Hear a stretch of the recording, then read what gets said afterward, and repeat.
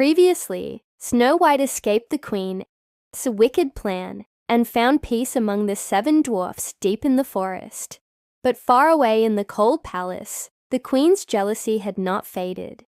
The dawn's light barely touched the stone walls of the castle, but the Queen was already awake, her gaze fixed on the distant woods from her high tower window.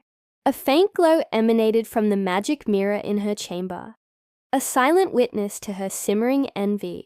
While Snow White embraced a new life, the Queen was trapped in the past, her obsession growing stronger with each passing day. She couldn't accept that the girl she thought was gone had found happiness. This peace was a fragile thing, soon to be shattered by the storm of a queen's rage. She believed she had won, but the story was far from over. Each day, the vain queen would ask her enchanted mirror the question she loved most. Desperate to hear that she was still the fairest in the land, she would approach the mirror, its surface shimmering with ancient magic, her reflection staring back, poised and regal in the dim light of the royal chamber. Her voice, though a mere whisper, echoed with an unspoken demand for validation.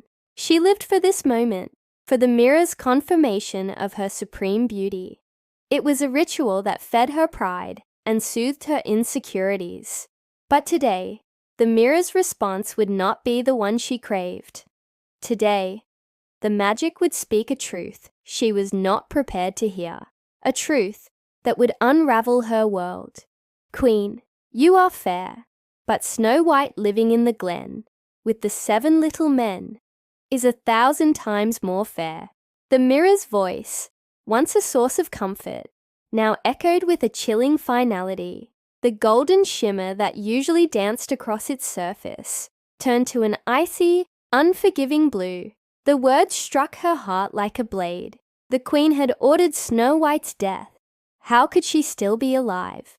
Her perfect reflection in the mirror began to twist and distort, mirroring the ugliness now consuming her from within. Her eyes, once pools of cool confidence, now burned with an unholy rage. A tremor ran through her, her hands gripping the ornate frame of the mirror so tightly her knuckles turned white. The air grew heavy, and a sudden crack of thunder seemed to split the sky, as if nature itself recoiled from her fury. Beneath the storm, a faint, rapid heartbeat began to thrum, a sinister rhythm marking the beat of her escalating madness. Snow White lived. The huntsman had failed her. The girl was not just alive, she was happier, more loved, and now even fairer. This was an insult she could not and would not endure. She could not bear to be second.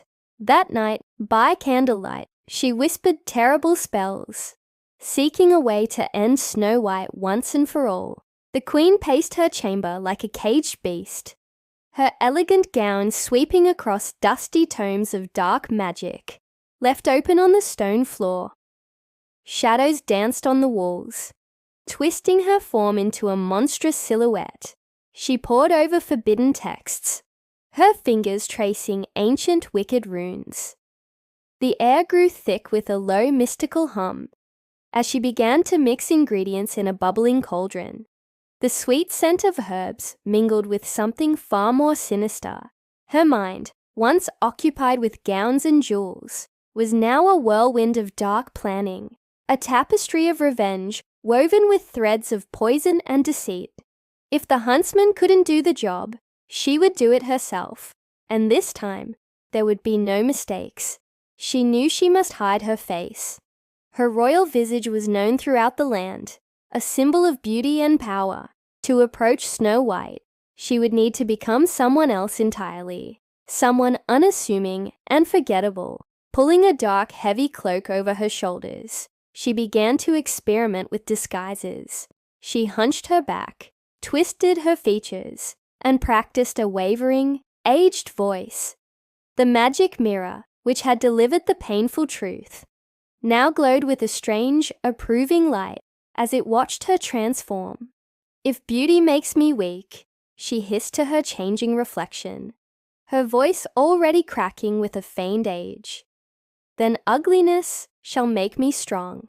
And so, with a final incantation, she began to weave her disguise, smoke and shadows swirling around her, as magic reshaped her very being, turning the fair queen into a wretched old peddler woman. Her beauty, once her greatest pride, was now a sacrifice for her ultimate vengeance. As the transformation settled, the mirror flickered nervously, its light wavering as if in doubt. A soft, echoing voice, filled with a sorrowful caution, whispered from its depths, "Beware, my queen. The heart of envy destroys the heart that holds it." It was a final desperate plea from the ancient magic, a warning against the self-destructive path she had chosen.